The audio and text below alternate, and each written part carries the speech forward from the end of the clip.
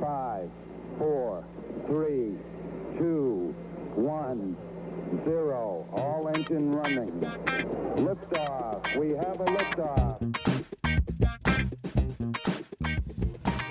Hello and welcome everyone to Truth, Beer, and Podsequences. So this is the podcast where my co-host and I listen to and then review all the Cincinnati-based craft beer podcasts from the previous week. We get together at a gracious podcast host. Today we are back at Higher Gravity Summit Park. Thank you for being such a gracious podcast host. Now, while we do this, what we're doing, we hope there aren't too many consequences from the hosts of the other podcasts.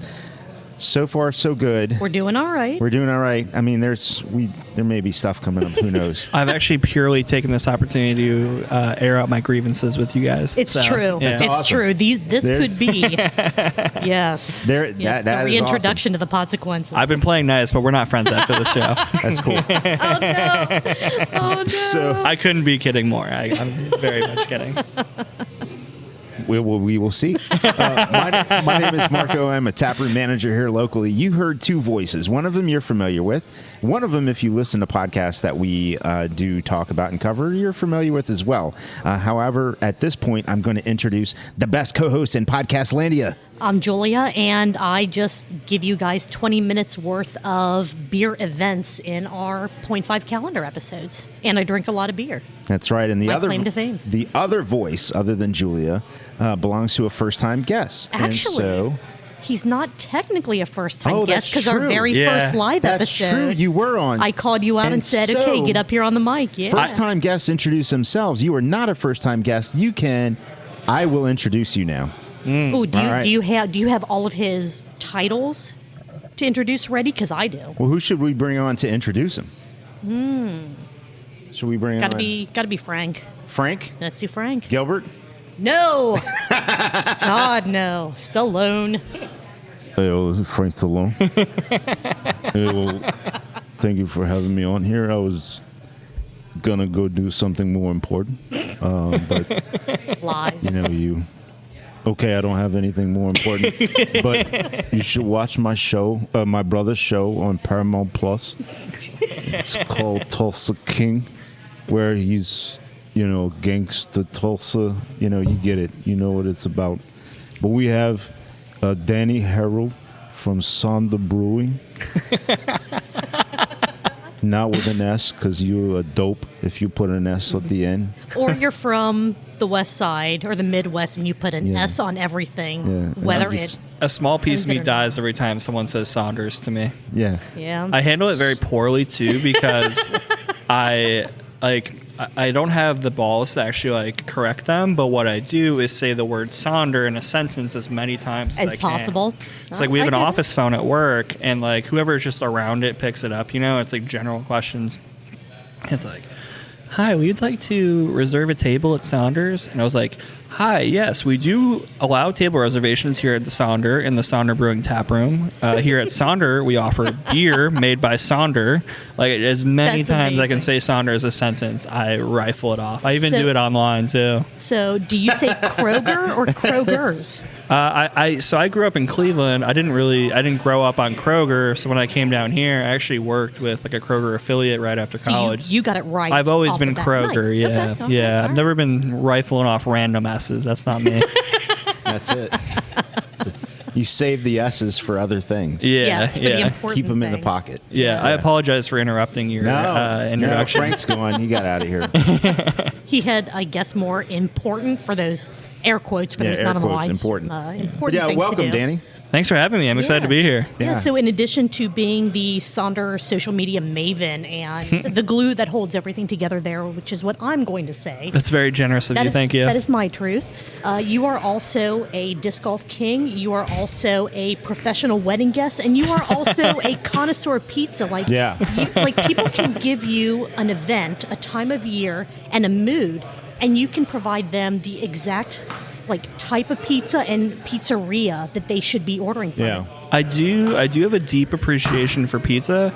I do like to point out though that I don't like to consider myself a pizza snob, because I am also the guy that there's a high likelihood that I'm swinging by the Little Caesars on my way home and getting a $5 pizza. Like, I appreciate pizza at all of its costs, and there's good and bad pizzas at each said price range, you know? Sure. Although I will say, one time I did go to Little Caesars for the $5 hot and ready pizza. Yeah. It was neither ready nor hot. I don't know how that worked out. Like, I don't That like is tough. if it's not ready, it should be hot. If it's not hot, it should be ready. It was neither. I became a regular at the Little Caesars in Norwood in college. It's a great Little Caesars. They are often hot and ready. Excellent. Yeah. Maybe that'll be my next one. Another nickname of mine from high school. Nice. But yes, I do have a deep appreciation for pizza. Yeah. That's awesome. Well, thank you so much for being here. I know Excited that to be here. Talked on, our live show. That was our first live show, I think. That I want to say. I want to say so. Yeah. I didn't even realize I was going to be on the show, but it was fun. It was. Yeah, we didn't tell anyone that we might call them up because we thought then they're just not going to show up. So you're welcome. Any live opportunity to badger the shift beers folks, I will take. Yeah. Ooh, there we go. There we go. So wait, shift beers. Who's that? I can't even tell you. I have no room to talk. We also haven't done a podcast in a while, so I got no room to talk. I do miss those podcasts, though. Oh, agreed, 100%. And likewise with Sonder stories. So I mean, hopefully, who knows? Depending on how things go, maybe we'll get kind of the random one here and there for big events or what have you. But that's what I'm hoping for. Yeah, awesome. So let's talk about being a craft. Oh, Mark is waving his finger at me. That sounded worse than what it was. Kim De Matumbo, you. Ooh, yeah, the Matumbo. No, but we didn't do our mandatory disclaimer. So all the thoughts and opinions on this podcast are ours and ours alone, not affiliated with anything that we are associated with, such as our full-time jobs or higher gravity. You have a problem, reach out to us directly. Do not reach out to higher gravity. So I think that's about it. Did I miss anything there, Julia? Nope, just what we have on the table in front of us. Right. Well, that's the next thing is that this no craft beer podcast would be a good craft beer podcast without having beer. We're not like those fake ass craft beer podcasts that pretend they're drinking beer. We really drink beer on this show. This is for you. This is for you, the listener. And so I had 8 before this, so hell yeah, excellent. Only, yeah. I'm catching up. I'm getting to it. So let's go. Guess first. What do you have, Danny? So I grabbed the Baltic Porter from Wolf's Ridge. I'd like to do a quick shout out to Higher Gravity Summit Park. Thank you for having the Sonder Brewing Hefeweizen on tap. It is delicious. You made a great choice. I had one at work before coming here, but the craft beer nerd in me did take over, and I still like to be that guy that tries other folks' beers from time to time, and this one's really good. I was actually at their tap room on Saturday. Oh, nice. Yeah. Nice. Oh, nice. I have yet to. What did you have there? When I was hopefully some dank ass food. When I was there, we didn't eat. I was my parents, brother, and I will meet in Columbus for lunch every once in a while, just because it's easy. It's like an hour and a half for both of us and get in and out. But then we went and got food. But then my girlfriend and I went to a couple of breweries in between before we headed home. So when we were there, I had the Pilsner. I had the. Was it hazy? No. Oh, good. I had the Swing Easy, which is the lemonade and iced tea ale. Ooh, that sounds good. And then I had... If only someone around here made something like that. No comment. And then I can't remember what the third beer was, but I when I'm in Columbus, I make sure to stop into Wolf's Ridge. I think their beer is really, really good. I have to ask what other breweries you went to while you were up there. So we just did Wolf's Ridge, and then I want to say it's pronounced Gamut. Oh, yeah. Is that correct pronunciation? I had not been there. I believe the tap room is an old church. No? Oh, Firehouse. What's up with the stained glass then? Oh, okay. That's producer David in the background. Yes. I assumed the stained glass was because it was previously a church. It kind of had a churchy feel to it. But the beer was fantastic. All traditional German-style beers. I had a Helles that was great. I had a Pilsner that was great. And a Hefeweizen that was great. So... it actually reminded me, I was in Kansas City a couple weeks ago. I went to KC Beer Company, which is another brewery that only does traditional style beers. folks, you can get away with geeky German-style beers and craft beer. It can be done. I would agree. Yeah. I would agree. Good stuff. I agree as well. Awesome. Marco, what do you have? Speaking of, I have Rothaus Pils. It's Nice. Always a good staple. choice. German Always a good choice. Pilsner. Agreed. Julia? Some guy just bought my beer for me. Picked my beer for me. I might still be paying for it. I have no idea. No clue whose tab this one went on. Streetside's Raspberry Beret, which I haven't had the standard Raspberry Beret in a while, and it's just as amazing as it always is. That beer feels like it has a Cincinnati legendary feel to it at this point. I would agree. I hope they continue to bring that out. It's not year round for them, is it? No. I think they bring it out during the summer months. I mean, that's an excellent choice. Which is perfect for it. Oh, my Absolutely, God, yeah. absolutely. It's a fantastic beer. I hope it continues to come around.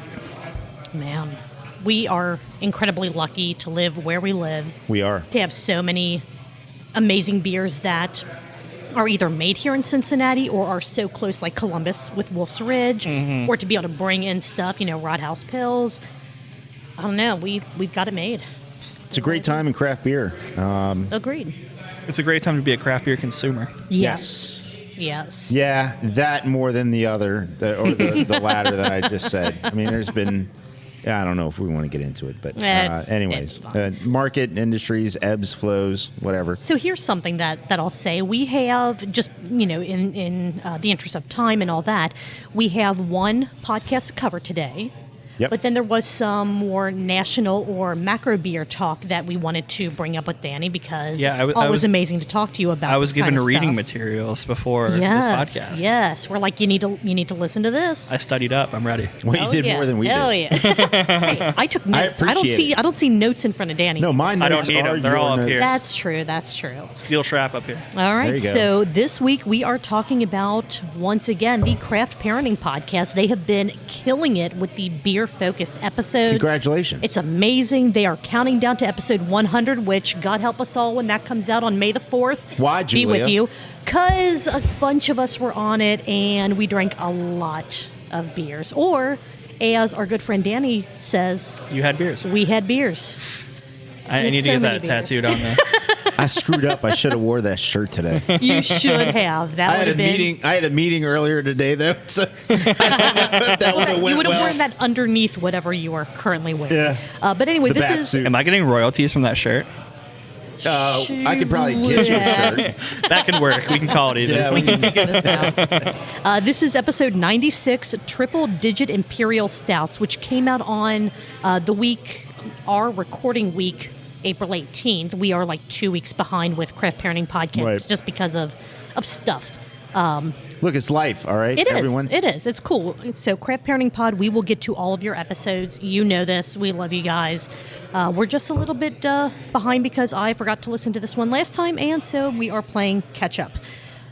All right. They drank 3 triple-digit Imperial Stouts, which they were having a good time by the end of the episode. I got a kick out of the conversation about like what Imperial means. Yes. Because this was a like mental conversation I had when I first came on to Sonder. Like in my brain, I was like, yeah, beer styles totally matter. Like what people put on the can is what it represents, and it's all BS. Like, Well, it's like every style has like a huge spectrum as to what exactly that Beer- style could be. Some style, not. well, some styles. beer styles are the fakest thing of all time. So they're like IBUs it's all purely marketing. We don't even publish IBUs. because they're fake and don't matter. Yeah, it's an irrelevant scale. Our producer is just Well, but the other thing it does is dying it over automatically, to a lot of people that think they actually know what IBU means, it completely turns somebody off to a beer. Well, same for styles. From trying it. right. Right. And same to be said exactly, of a style. same for styles. Yeah. So, Yeah, styles are. I mean, so funny enough for Sonder, what you see on the front of our cans is often very different from what you see on the small print on the side of the cans, because for a TTB perspective, you need to follow their guidelines. But oftentimes it's like, this is an ale, or like this is a lager. But like we joke that Nocturnal has like 3 different style names on it because we want all 3 of those consumers to drink the beer, So, which it's a phenomenal beer. If you're not drinking it, you should be. It's a great beer. Yes. But it was just so funny to hear them talk about like what Imperial means. It's in your There's top just- 5? It's just like more Not stuff. in your top 5? It's knocking on the door. It's not top 5. Knocking on the Okay. door. Yeah. All right. But yeah, I was just like cracking up. It's like, yeah, Imperial means more. It's like, yes. 100%. They actually had a very technical term or phrase for what makes something an imperial style. Mm-hmm. Pooping out alcohol. Well, yeah, Which- they were talking about the process of brewing. Correct, Right. yes. And it's the pooping out or the farting out of the alcohol with the yeast. It's in the not wrong. process. No, it's not wrong at all. No, it's not. But But the phrasing they- of it was yeah, amazing. and they were just basically explaining that if you put more of grain into what you're making and keeping a certain level of water, then you're going to end up with a higher sugar content, and then the yeast eat it, and then it creates a higher ABV, basically. Yes. Not wrong. Matter of fact, I think if you go way back and listen to or watch Sam Calgioni's documentary that he did the one season, that's actually how he explains it, where the yeast eat and then they fart out alcohol. Nice. So I guess Joe just added some solid information to his descriptor of what Was that makes a an poop imperial. joke? It was a poop joke. Thank you for It's a poop picking joke? that up. Yes. Yes. So the 3 different imperial stouts that they had on this episode, just to kind of get that part covered. Let me guess. One was from West Side. 2 were from West Side. I do that's love crazy. the West Side energy. Oh my God, it's phenomenal. Absolutely I said, phenomenal. let me guess, like I didn't listen. I was going to say, so they did the West Side Cold Brew Imperial Stout, which I have had. Though I think they've released it twice now, and it is Those folks so do great ridiculous things good. over there. Oh Their my beer God, is awesome. yeah. I love it. I try and stop in. I play disc golf over on the west side at Mount Airy Forest. I try and stop in every once in a while. It's not Nice. enough, but their beer is always really good. To go on a tangent, I was at a meeting today, and after the meeting, 2 of the people were going to go disc golf, and Was Chris one of them? no. Bummer. And then the conversation got on to, well, there better be a good bar nearby. And then it became, well, you got to drink while you disc golf. And then one of the guys was like, yo, you got to be careful because one time this one person went out drinking while disc golfing, and somebody was in like a full-on ghillie suit just waiting for people Oh my God. to bust people drinking while they were disc golfing. I was going to say full contact disc golf, but I guess not. Can you imagine the effort to go into being a buzzkill? Like, Do they Yeah. also go to like golf course, like regular golf courses? Because I Well, mean, but regular Well, you're golf allowed to courses, drink. you're allowed to drink. yeah. oh, so are you not? 'Cause it's private well, property. because most of those are. I don't really know what the laws are because like some of them are on like public property, some of them are like in like public parks. I don't know what true. that is, That's but true. I mean, it's funny enough. We were disc golfing up in Dayton a couple weeks ago, and On the circuit? on the circuit, and I had a koozie around my beer, and the guy I was playing with did not. And the police officer literally told us, he's like, if you had a koozie on your beer, I wouldn't have stopped. Oh wow. I was like, so you're just like why, like really, why did you stop us then? Like, Right. do you really And- feel like and you not like? that we're encouraging any illegal activities or frowned upon activities here, but again, just be smart about what you're doing. That's all I'm gonna say. So what is the PSA? It's just be smart about what you're doing. Put a Yeah. koozie on it. I was gonna say, bring a koozie with Bring a you. koozie. Yeah. I did have a really cool moment when we were at Mount Airy the other day. I was like, I went to toss one of my beers in the trash can, and I saw another Sonder beer empty in the trash can. I looked Oh. around. I was like, hey, were any of you guys drinking Sonder? I was like, no. I was like, oh, cool. Sweet. Nice. Yeah, absolutely. Nice. That's awesome. Big in the disc golf community, I guess. Hell there yeah. you go. Sonder, the beer of disc golfers. Hey, I can get You know behind what? that. You know what? Yeah. Yeah, I mean, that's the thing. you currently have Divot. You need something for the disc golf side of. Chris and I, golf. like, normally after a lot of beers, have like joked about doing a like disc golf tournament that has like kegs and beers and kind of do something around that. We just never. I mean, pulled it off. Westside has done. I don't know if they're going to do it this year, but in the past they've done a. I think it's like a par 3 golf tournament where nice. every hole there's something different. there's something different where one of them you have Were to you hit. laughing at a hole joke? Yes, because I'm like 12 mentally. Like one of the holes you had to hit the golf ball with like a shovel or a baseball bat, like nice. just completely random fun things. And I That's think awesome. there were certain you have to say holes when you're talking about golfing. I'm sorry, Marco. No, it's there were fine. certain holes that I'm I fine. think they had like beer stations at. That's awesome. And it sounded like the most fun ever. So something like that with disc golf would also be amazing. I don't know how you would modify that, because when you're golfing, yes, you can hit the golf ball with different items or whatever, but I don't know what you can do with disc golf. That's But why I told Chris, I was like, I will get people there. Oh, You yeah. have to figure out how we get beer there. And I was like, that's our kind of trade-off, so we'll see if it happens. Nice. Well, when that happens, I'm going to say when. I'm speaking it into the universe. I suck at throwing frisbees, but I will be there. You can learn. We can I teach will you. be there. I'm in. Kind of getting back to the other two triple-digit Imperial Stouts that they drank. Another West Side beer. Their Lenalau Cherry Imperial Stout. I have no idea how to pronounce it. Leelanau. I guess it's a type of cherry or a cherry from a specific region. No idea. I believe- try my best. It's a Michigan variant of cherries, Cherry? I believe. Okay. I believe we've used them before, but I don't Also quote me don't on know. how to pronounce that. Yeah, If you can do anything better than what I just tried to do, we'll go with whatever you I'm always say. like a hooked on phonics guy. It's like, how do I like break it this apart. word Yeah, up? yeah. I guess the emphasis goes on this syllable, and maybe it'll be right. Yeah. No idea. And also from Royal Docks Brewing, their Vlad Imperial Stout, which I've had before and is very good, but it will put you on your ass in no time. It's like a 13% beer. Does Fretboard need to hop on the phone and figure out who's got claim?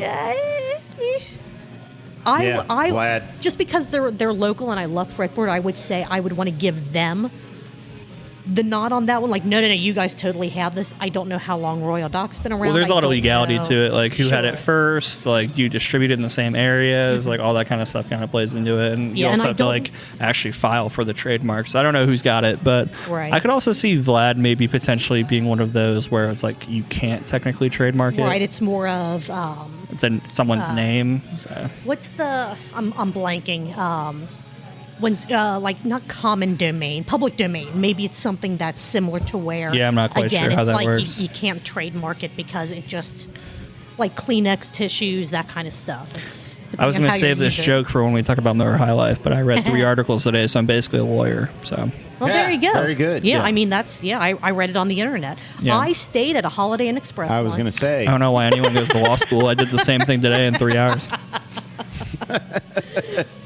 Let's see, what else did they talk about in this episode? They talked about what beer styles not to cellar, which was Yeah. kind of surprising. Apparently, you're supposed to cellar IPAs, which they actually talked about in their West Coast IPA episode that we'll talk about next week. So if you have an IPA, cellar that shit. It gets better with age. No questions asked. Marco has his hands over his eyes. He is in disbelief right now, but you listen to the I would like to go on record for saying I do not condone that. Unless you like drinking really crappy hop water. Hey, to each their own. Whatever. We do not beer shame. No. But we will side eye if you and tell me judge they- silently. or If not you so tell me you're silently. cellaring IPAs, we're going to have a conversation about what you feel like that's going to do for the good of your beer. What about Dude, someone but- who's got a 4 or 5 year vertical of Voss? Ooh. Oh, that's, I mean, Yeah, I mean, if you like... One, if you got your hands on a 5-year Voss, that'd be incredible. We didn't make Voss 5 years ago. Right. Well, that's the thing. Yeah. But, so where the hell did I get that can from then? right. right. Yeah, I mean, if you find a Kolsch that drinks good after 5 years, I would shake that brewer's hand. Nice. Actually, mostly their packaging line. Right. Yeah, that's, yeah. But- It's that. Yeah. Yeah. It was in a can in my beer fridge, the very back of the beer fridge, and I didn't remember it until 5 years later. Oh, man. Yeah. I have like Some lunch meat go grease, like slimy, and then slimed on it, and I just rinse the can off, and it's fine. I have like some dry hop sours in my like cellar that I worry about sometimes. I was like, I don't even Like, want to sit on these. I don't even know if I want to open it to see what's going to happen Right. when the cap comes off. Speaking of that, that kind of leads into a little bit of science, like what happens when beers age.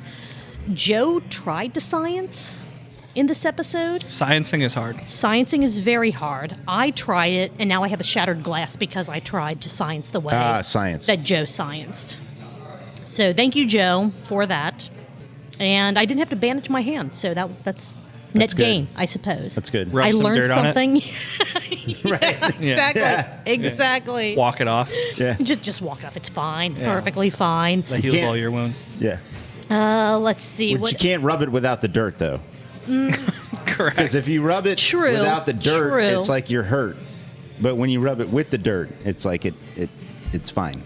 Yeah. So this was the point of the podcast where I feel like all those beers started to hit a little hard because they started going off on some tangents and going down some rancid rabbit holes, and it was a lot of fun to listen to. Like, no doubt about that.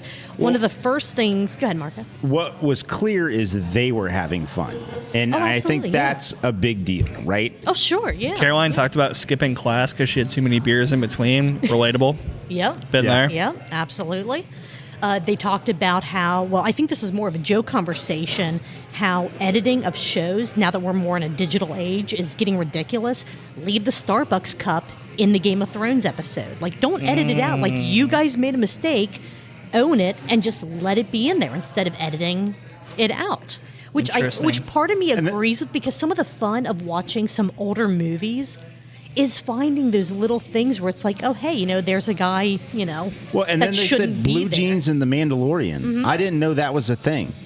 They edited it out. Once people started going, oh, hey, we saw this guy wearing blue jeans standing in the background of one of the scenes. Disney or whoever, probably wasn't Disney, whoever bring back did it. Mandalorian, by the way. Technically, they did. We're in season 3 right now. Oh, Boba Fett. Okay, Bring back Boba Fett. Okay, all right. The end was cool. I mean, it took them. The last 2 episodes were exactly what I wanted every episode of the season to be. Mm-hmm. But anyways, that's a different podcast, different conversation. different episode altogether.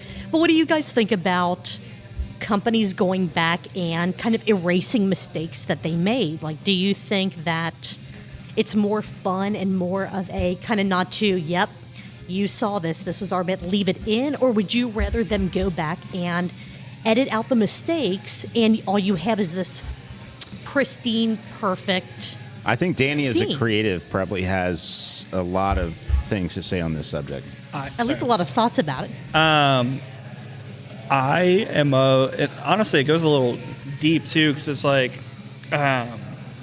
people will say things they regret on a live mic, or they will post things, and I think I when you started talking initially, it was like, I don't know if they should have left that stuff in, but like, to me, it's whatever you want to do before it hits the internet, TV, whatever you want to do, whatever you want to do prior to that, I think you are more than capable, able to do so without any backlash, right? If no one sees it, no one knew about it, etc. But I kind of agree with, like, the more I thought about it, if it hit airwaves already, or if it hit TV, I think you almost have to just like stand up there and be like, hey, we missed that. We're going to leave it. Right. Like, it's now a nugget for you to look if you ever rewatch it. Like, right. Kind of like a little Easter egg that even though the entire internet has talked about it so everyone knows what to look for, it's still something that... Because I want to say when I watched that episode, it was before it was edited out. I didn't notice it. And then I'm like, well, shit, let me go back and kind of see that. But by then they had redone it. I'm kind of, I don't want to say disappointed, but it was like, man, that would have been fun to... It obviously wasn't so obvious and in the way and in your face. Otherwise, everybody would be saying it. It was just a couple people that, maybe were watching it for the 37th time. Right. That day going... Oh, hey, look, there's a little sliver of white over here. How obvious was it? I don't know. To me, it's like a miscarriage of, like, you didn't see it when you were editing it, and instead of owning it, you went back, edited it, and tried to pretend like it didn't happen. Made it a bigger deal than it needed to be. A Starbucks cup in Game of Thrones, I get it, but I think, like, more on a grander scale of, like, being able to edit and change things that are more impactful, and you just being able to like wash it away and not own it. I don't really care for that. But Yeah. Marco, any thoughts? I mean, they own the rights to be able to do whatever they want to do with it. 100%. Sure. Oh yeah. So they can. The bigger question is for societal, the legacy of the show. Does this little Easter egg, as you put it, should it live on in folklore forever? I think we're in the digital age, and to where somebody can find it if they want to find it. It just won't be in the product that you end up consuming as content if they come back and change it or whatever. That's fair. I mean, things like that used to happen, like when anniversaries of certain, giant motion pictures would happen. They would, remaster and change and give you more content or take out this content or add content that you just really didn't even freaking need. Right. I forget the show I was watching that had extra content in it, and I was like, thank you for taking this out of the original, because this is fucking terrible. And I wish I remember which one it was, but which show it was. But it was something that I'm sure that if I remember what it was, it was a pretty huge movie from the past that just had a lot of extra scenes in it that was like, this didn't play well at all. We could just move on from this. So I think they have that right, and obviously they do. But it's pretty simple in now. When you make a mistake, it lives on forever. It's never ever gone. That's true. It's just you got to know where to find it. Right. So does that mistake still need to be present in that same piece of content, that same episode of whatever? I think when they go and remaster all the Game of Thrones, and the director team is back there giving you their director's cut, they can say, yeah, and hey, remember the Starbucks cup? This is where it was at. This is where it was. This is where it is. And it can live there, On a more broader scale, too, what's better when you make a mistake? To just erase it, or just come out and own it and apologize, or admit you were wrong, or admit you missed something? Well, I think that's a broad spectrum. Sure. Something as simple as a Starbucks cup is benign. Something far more that grabs more attention for whatever reason, maybe a one social way or reason another, or something. A social like that. reason or Sure. something in just the absolute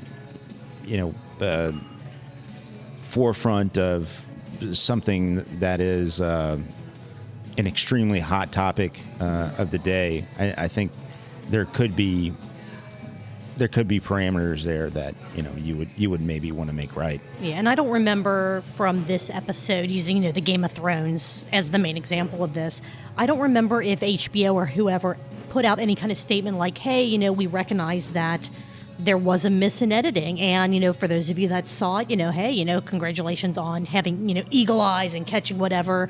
Or we fantastic, have gone back, amazing fans. Sure, right. We've gone back and corrected this, fan whatever. Base. Right. Or I don't remember if they ever said anything about it, or if it was just someone went, hey, I went to try to see it too, and it's gone, and they tried to, I don't want to say cover it up, because again, in the grand scheme of things, it doesn't matter if there's a Starbucks cup in a scene of Game of Thrones or not. It just doesn't. Yeah. But no, I kind of agree with that. It's one of these, if you made a mistake, if something was missed, how you handle that a lot of times will really kind of show your change. true colors, but then Yeah, also yeah. it kind of shows whether you're willing to take a learning opportunity and express that to your fans and show them. But Yeah. They went on a tangent and talked about Harry Potter. They went on a tangent and talked about a podcast with Magnus rushes in. Yeah. The Adventure Zone. Oh my Yeah, God. One it's of my like- favorite fictional podcasts of all time. It's wonderful. It is so wonderful. Good for them that they were excited about it. I'm glad you're excited about that. Yeah. The Husker is excited about it as well behind us. Yeah. Doesn't mean anything to me. but I'm glad it was fine. something for them. Yeah. So one of the things that they talked about, kind of, like you were saying, Harry Potter, that Danny, I think would be fun to ask you about because you are a voracious reader. The book being better than the movie.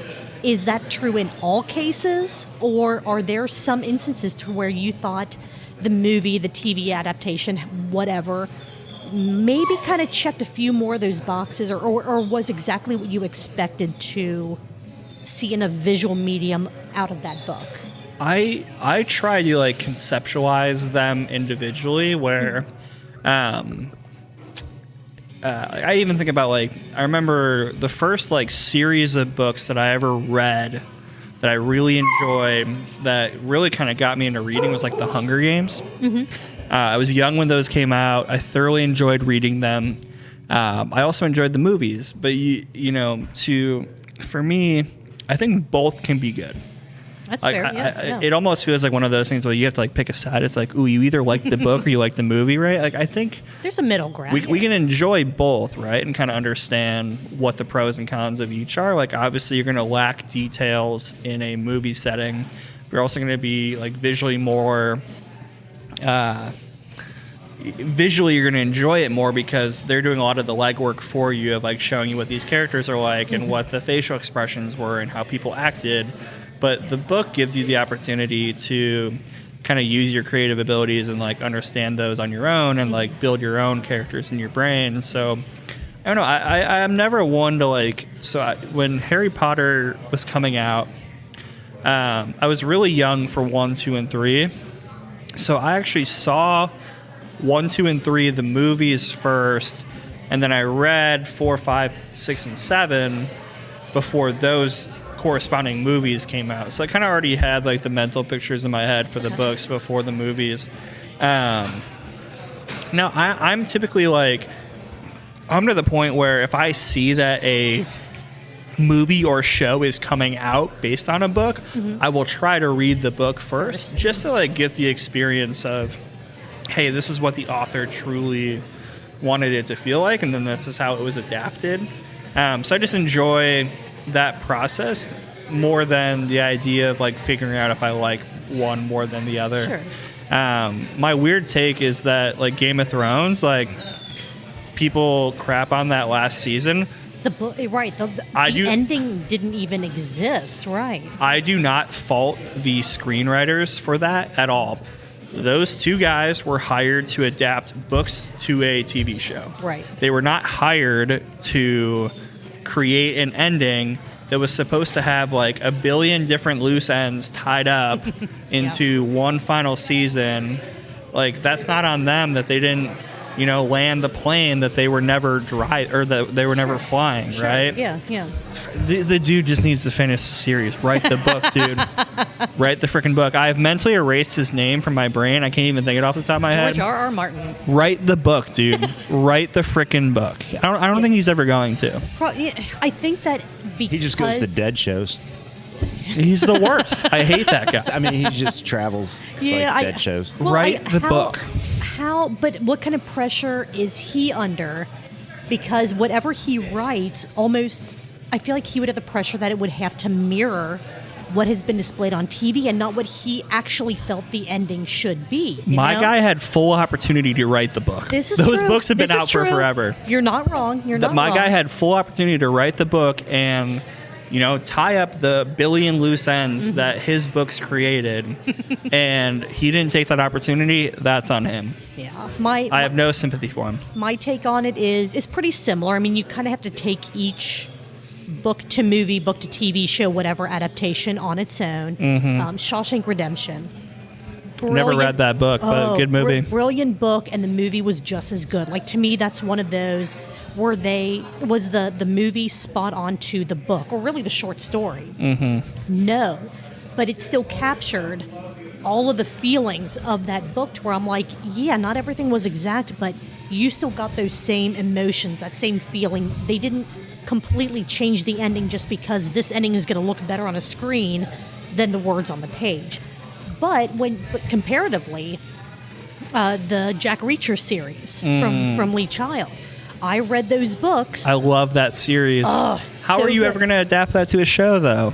They actually did a decent. Was it Amazon Prime or Netflix? I think it might have been. I think it's Amazon Prime, yeah. So the first time that they tried to do that was a movie with Tom Cruise. Mm-hmm. The books, Reacher is this ginormous, like 8 foot tall, 300 pounds, not 8 foot tall, but exaggerating. Yeah. He is a gigantic dude. They cast Tom Cruise as him, and I'm like, he's like 5'6". Right. Yeah. I'm going. I try not to even acknowledge that the Tom Cruise version exists, because I'm like, every single part of that series focuses on how gigantic Reacher is. Well, the TV series I thought was really entertaining. Yeah, the Amazon Prime show, I thought I don't feel like it checked every box as far as, but again, book to movie adaptation, you're not going to. But the key things, the way Reacher looks, his huge imposing presence. It was I'm the like, guy from this Blue is Mountain what- State, which was really funny. Yeah, You guys ever watch that? I saw a little bit of it. No, I hadn't. Not all of it. I mean, it's like it's a wild show, and it's very entertaining. But don't let your kids watch it. Good to know.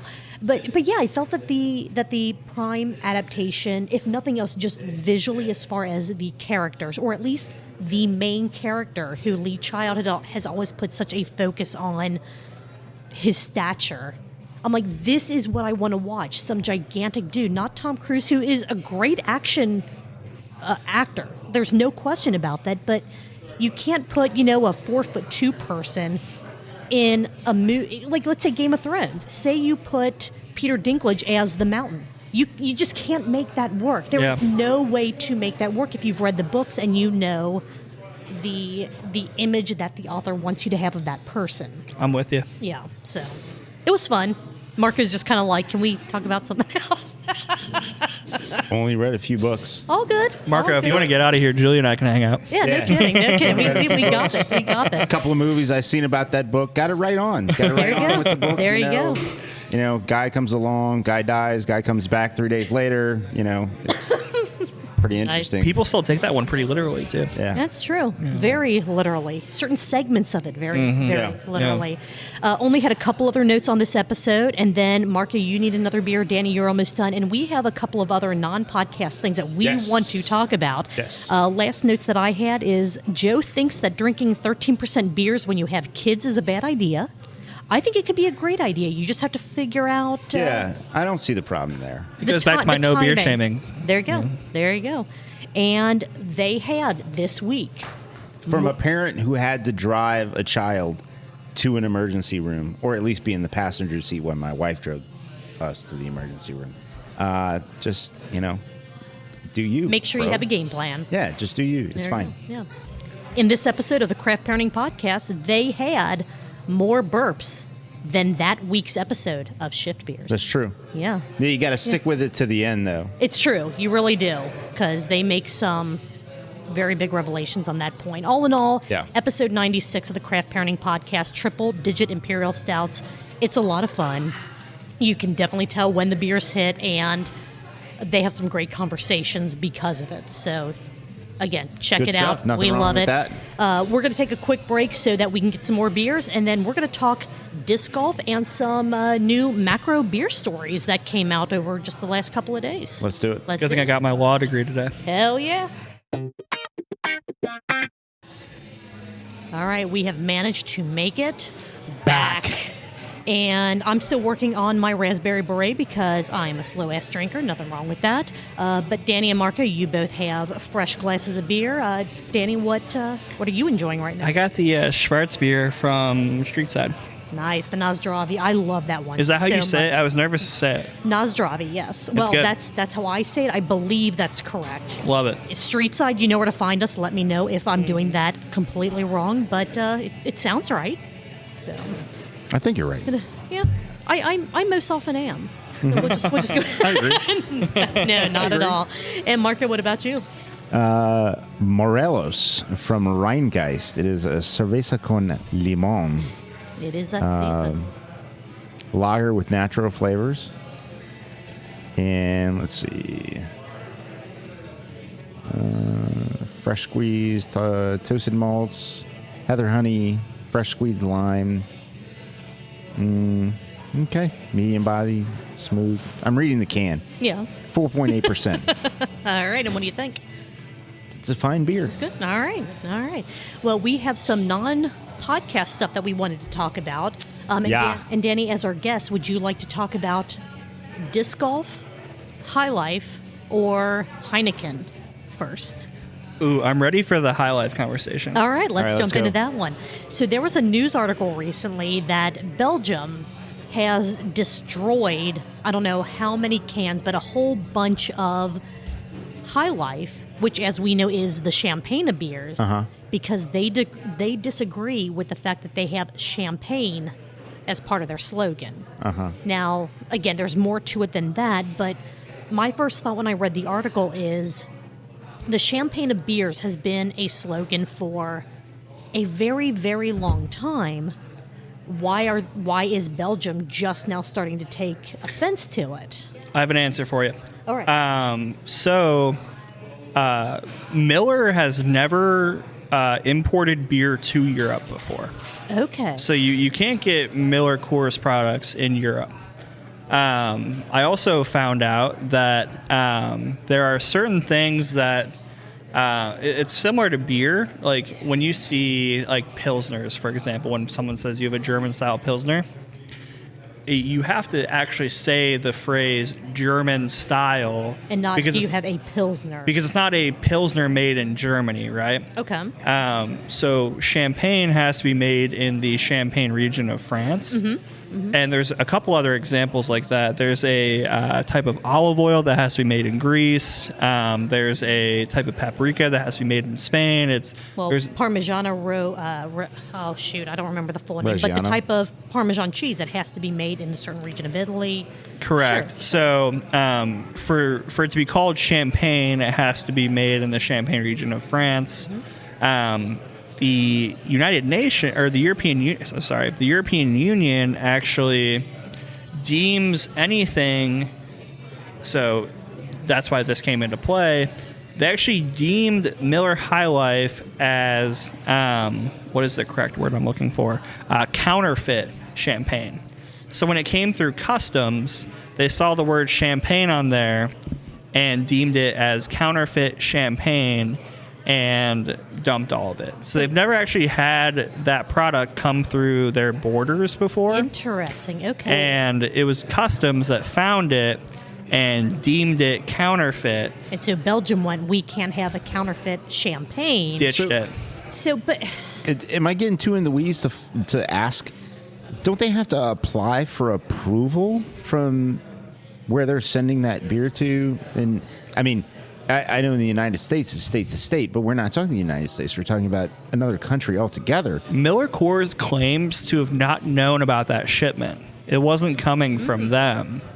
Well, who the Some fuck distributor. sent it? They didn't disclose that, and apparently the person that was supposed to be receiving it was told and ended up being fine with it. So I don't know the exact whereabouts of like where it was coming from and where it was going, but Who knew what? I do just know that the reasoning for it was because it's not that this is a one-time thing that they dumped a bunch of High Life cans. They find counterfeit items that are claiming to be made from Champagne, France, that aren't actually made there, and then they dump it to not be so that you're not false advertising to folks. Right. And I guess I don't want to say my issue with it because it's certainly not, but I guess the way that I look at it, if you, and again, it could be, language barrier. It could be the way that they interpret the English, the champagne of beers into French, into, whatever.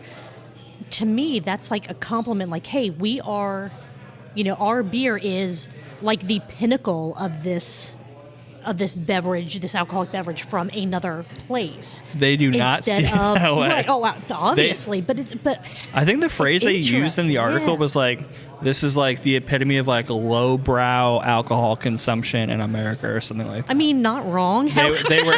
They were not having it. They're like, we don't want this bullshit in our country. We're dumping it. I wonder what kind of conversations, if any. I love High Life for the record. Like, if it was sure, yeah, you should just come out and say it exactly that way. Like, I don't want this bullshit in We this don't want country. this bullshit in our country. I think that's That would be- yeah. off the record. I think that's what they were saying. It could have been like, oh, God, we thought we were getting some Sonder beers. Instead, we got High Life. What the hell is this? Okay, but we can't just flat out destroy it. We have to have like a reason for it. Oh, the word champagne is on the can, the bottle, whatever they got. We're destroying it for fraud, which, you know. I don't know. I just thought it was It's very so weird. It is. The It's the champagne weirdest of beers thing. was a very strange thing. I mean, I grew up obviously knowing that was their slogan. The champagne of beers is just a weird thing to claim. It's like all of a sudden worked though. I remember I was at O'Malley's in the Alley for New Year's. Oh, I love that place. Yeah, it had to have been cool. 5 or 6 years ago. And they came out with like 10-ounce High Life bottles before New Year's. And like that was their version of like a toast at midnight. Mm-hmm. And they also have like, I don't even know how many ounces they are, but they have like the champagne bottle sized Oh, yeah. bottles of High Yeah. Life. Those things are fucking awesome. O'Malley's in the Alley. That's downtown. Yeah. right? Yeah. That's like smack in the middle. Yeah. Yes. Like, so It's I like used to a park in that block and a parking half up, garage yeah. right across from that alley when I used to work for a company that used to be in one of those giant buildings there, and I would have to go to meetings.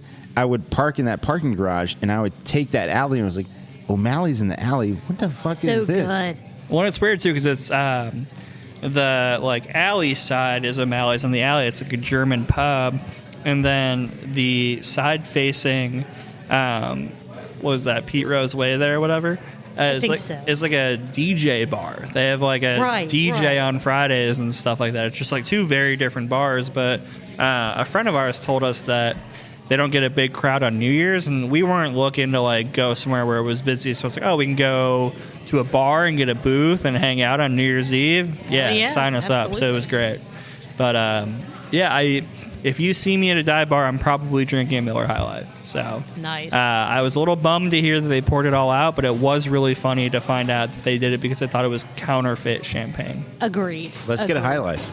Sure. I mean, after Sure, this. let's do that, yeah. But didn't you cover this in Sonder Stories? Are you a banquet guy? I do love Coors Banquet. I think if Coors Banquets were more available, that's what I would be often consuming. Yeah. But like most bars around here have High Life, so that's more than, it's not to even get like a to. second option for me. It's just a really good Okay. alternative.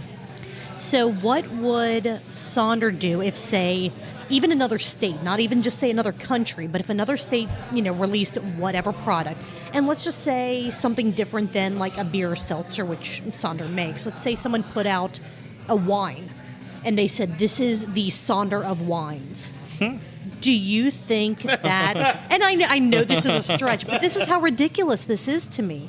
If someone put out, this is the Sonder of wines, do you think that Sonder ownership would have an issue? You know what I mean? Like, I know where you're going with it, where Yeah, you it's view weird. you view it as a compliment. I, on the other hand, do not want my name tied to anything that we Okay. didn't make. and that's perfectly And that's fair. probably where Norley The thing Brown. is, it's not just a company. It's a whole style that's True. identified by a region, True. which Yes. gets people's. You're speaking about a region, and then people identify with that. It's a bigger than the product itself. But you know what? That descriptor that you just said, like, a region, a whole thing of it, you could say that for either High Life or Champagne. Like, that fits both sides, I feel like. If you think deep enough about it. Or maybe I'm going too far down the rabbit hole. High Life is brewed at probably 7 or 8 different locations Sure. across the country, right? I think the whole thing. Sure. I am like the farthest thing from a wine connoisseur, but like to my knowledge, the Champagne region of France is built to. Their grapes are built to make that style the best, right? So Champagne can be made elsewhere, but you have to call it Sparkling white wine. exactly. Whatever, right. Yeah, so it's there's a different name to it. So But that was interesting how you said, you wouldn't want the Sonder name being tied to something that wasn't any type of Sonder product, which, again, for someone that's not tied to any brand and, whatever, that gives me a different perspective on it. I still think it was a little overzealous of Belgium to just, flat out do that. But looking at it with that different lens that you just gave me, it's like, okay, well, I guess It's I don't. it's far more complicated than Sure, that. yeah. If Miller Coors didn't send it to him, Who did? who was sending it to him? There's Michael from Medina, did you do this? There's some pieces. There's some pieces to this story that I don't quite know have come out yet. And when I joke about like doing my extra research, I literally just found one other article from the New York Times that kind of detailed it a little bit more. But I think like what I found out was how much the EU cares about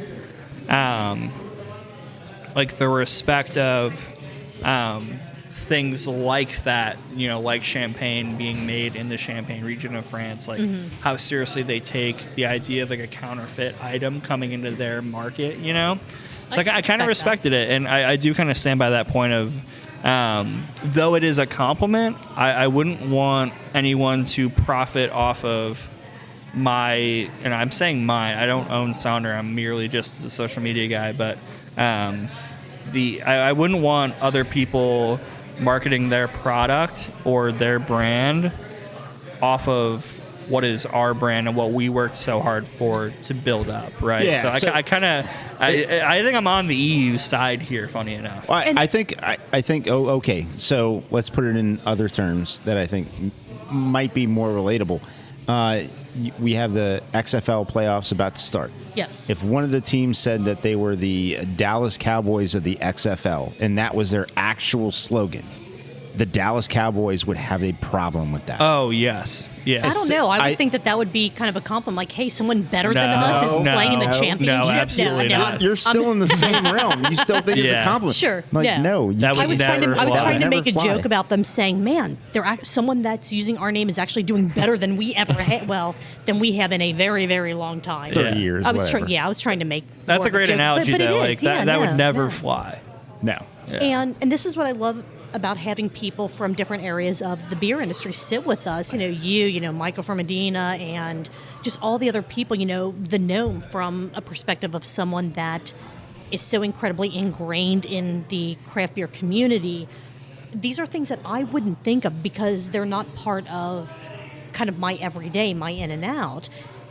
But now that you say that, it's like, okay, now I can kind of get an idea of what they're looking at, because it's just not something that I considered when I first read the article. I'm kind of Julia, like, you do you, but I kind of rolled my eyes and went, they're not saying that they're champagne, so okay, whatever. But now Are you telling me that you had an opinion on something, got more information, and then changed your opinion on said cause? shit, I did say That's that, didn't wild. That doesn't happen a whole lot nowadays. That's crazy. That's what beer does, man. You had That's an what beer opinion. does. supposed to do. Yeah. Man, if only people listen to each other more, we'd be in a great that'd be society. Awesome. I need to stop doing that though, because damn it, my initial thought is the way it should be. I haven't seen that in real life in a long time, where like you're having a conversation with someone and they get new information. It's like, And you're like, oh, you know what? okay. I should probably change my perspective on that. Who would have thought? Yeah. I love that about you, Yeah. Julia. Thank you. Chili is awesome. Yeah. I do, and that's why I like learning things and just asking questions. Like, yeah, I may never actually be in the same room that actual brewing is happening in, but it's cool to try to like talk to people and like understand the process, or, well, what does this mean to you, or how do you see this situation, this scenario? Because again, I only, as air quotes, an outsider to the industry. I know how I perceive things as a pure consumer. And it's so cool to see, well, when you're actually in the thick of it, what is it actually like for you? Because it doesn't impact me either way. If someone released a wine that said the Sonder of wines, I would go, oh, that's a compliment. To me, It's probably a really great wine, mean right? anything. Yeah, I Right. totally get that perspective too. But It's if just someone that's so ingrained in a brand, it's completely different. you're profiteering Yeah. off of someone else's brand. I kind of view Which that I too. never- right. I always get pretty frustrated when people. I always think of like Pride as an example, where people will like change their Facebook icons to the rainbow, but then not actually contribute to LGBTQ plus causes. So it's like, so you're just kind of doing this for the clout, right? But then Right. like the actual actions that you're doing don't reflect Don't that. reflect any of it. Sure. Yeah, I always think that's bullshit. It's like you shouldn't be profiteering off of these causes. You should be benefiting them and working with them, you know? So that's kind of where my brain goes to that. Yeah. Yeah. Now, I mean, I will say like some of the things, and again, not that I'm, in the public light, just like a brand would be for, Pride is the example, for Pride Month stuff. Sure, I'll change stuff, but my everyday is supporting that cause. I'm just making it a little more known during, the time where you're trying to bring more awareness to it. 100%. So, yeah. But that's really cool. Yeah, I don't want to say I never would have thought that what I would consider as like a compliment towards something else could be seen as a non-compliment, but I get it, right. I don't know if it's not a non-compliment. I was supposed to say, I think it absolutely is a compliment. It's just the Champagne region of France has done all of the marketing, PR, everything they need to do for people to know that, hey, if you want real champagne, it comes from this region. They don't need other sparkling wines to come out and even just to make the word profiteer off that. champagne mean something. Mm-hmm. Even something as I say simple. It's not simple. You'd but be diluting it otherwise. Sure, right, Yeah. right. That's cool. I don't want to compare or cross-categorize some things. I'm still kind of stuck on the fact that they got an alcohol product there that was not going to go through for any particular reason. And, Someone checked a box when they shouldn't have checked Danny a box. knows that there's a lot of hoops you got to go through. Oh my God. There's a lot a billion hoops. There's a lot of regulation, and I have no idea what, let's say, product that you can get on a shelf. You can get beer on a shelf at Walmart, and you can get ammunition at Walmart. I have no idea what regulations they have to pass, but I know with beer, my God, there's so many steps. There are wildly and more regulations on beer, for the record. And I'm not putting it in one versus the other, but what I'm saying is to be able to take an alcohol product and ship it somewhere, you have to know that's supposed to, like the channels should have been done to where that was going to go through. And if it's not Miller Coors that was sending it, who the fuck was sending it? And how did they not know it was going to go through or not? This is crazy to me, that part of the story. I'll send you guys the New York Times article after this, but it was a little strange that it was clearly the first time this product had ever been tried to get into Belgium. Mm-hmm. And two, it kind of just it kind of just sounded like all parties were like, all right, yeah, like it didn't work out. We didn't get the Miller High Life we were hoping to. But it would be interesting to kind of try to find exactly where that line of communication failed somewhere. I would like someone to party. Didn't get a memo somewhere. I would like to party with the guy that lives in Belgium that was trying to get a case of, or not even a case, a fucking pallet of High Life delivered to Belgium. Yes. Like, I want to party with that guy. That guy knows what he likes, and I want to hang out with him. Yes. His graduation party is now ruined. Man. All right, damn it, now we got to drink champagne for the party. Fine. Yeah, from the Champagne region of France, I'm hoping. Oh, man. Mark, do you need to get another beer before we jump into the next next topic? All right. Yeah. It's a good opportunity for me to go to the bathroom. All right. Let's do it. We'll be right back, guys. Danny, some. So we're kind of back, but I might cut this if you need to give context, or are you ready to just kind of run in and we'll just... I mean, you can record and then we can just... You can... use my editing prowess. Yeah. All right, so Marco, Heineken, what did you show me when I got here today? Jeff Allworth. Mm-hmm. I think he... Beervana. That's his Twitter handle. I think he's at All About Beer, maybe not. But anyways. You sent me some of his stuff before, yeah. So, Jeff Allworth, beer writer. Heineken makes a curious pitch.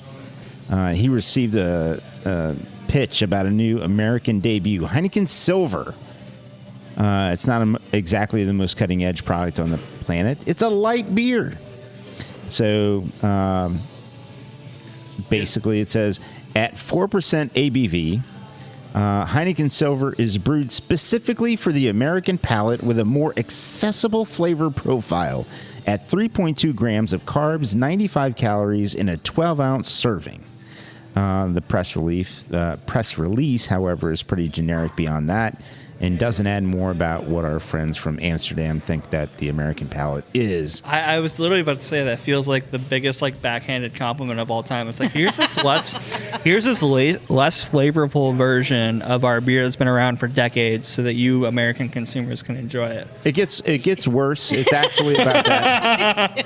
As a European beer, Heineken's core offering has a decidedly richer aftertaste and is higher in IBUs than the typical light lager. So in its efforts to expand its footprint in America, Heineken has developed and just launched a light beer recipe for the discerning American palate. Americans' taste in beer is very different from that around the world, and many are looking for a beer that is easy to drink, namely one that is less bitter. When is the launch date of that beer? I don't know if let's see. it said.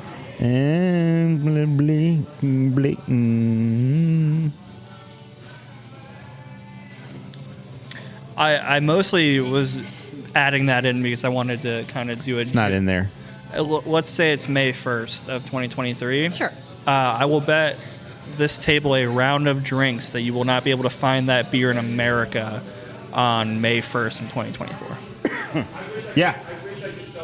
I'm checking out Heineken's I agree. website. I guess I've never been like a huge Backhanded Heineken person, but what I told Marco when he showed me that article, I'm like, I thought Heineken was already just kind of like a lighter. And that could just be because I'm not as familiar with it as I am other, macro beers. But I feel like Stella and Heineken are well-crafted beers, and there's consumers for them. I am just not one of them. It's not my cup of tea for whatever reason.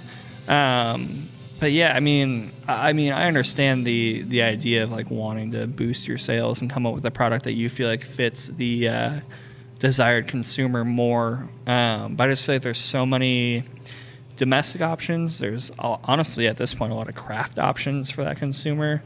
The only thing I could really see being successful is if did they say it was like low cal or low carb? I think it more said low 90. calorie. All right. I think it said 95. You may be able to switch some of your Heineken consumers to that beer. To maybe your Heineken consumer. I don't know what the general demographic of it is, but maybe that consumer is getting a bit older. Maybe needs to be a bit more health conscious. You could switch them to that instead of losing them, but I don't quite know how many new brand consumers you would get by introducing that to your portfolio. It looks like 3.2 grams of carbs. So yeah, it's low. 95 calories in a 12-ounce serving. Mm-hmm. Yeah, so I kind of view that as maybe not necessarily like trying to add consumers to the Heineken portfolio, but keeping the ones that are looking for a more low-cal, low-carb option. So my thought is, first of all, that's a very crafty way to say Americans don't like real beer, and so fuck you. But are they wrong though? probably not. I'd like my beer to not be light struck by the time I get it. Yeah, that's true. What's the number one box store beer item? I know the answer. The number one box store beer item. Oh, I'm not going to answer because you told me the answer before we started podcasting. Just make a random guess then, because people don't know that you know the answer. Okay. Let's. I'll stir the pot. Bud Light. I'll cut to the chase. Michelob 24 count bottles, or no, it might have even been cans. It's cans. I apologize.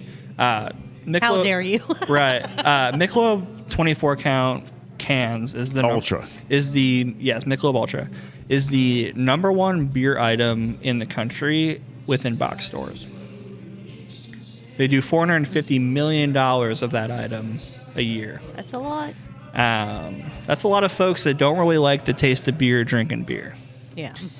So it looks like, according to the Heineken website, Heineken Silver actually launched in Europe in 2022. 19 different markets.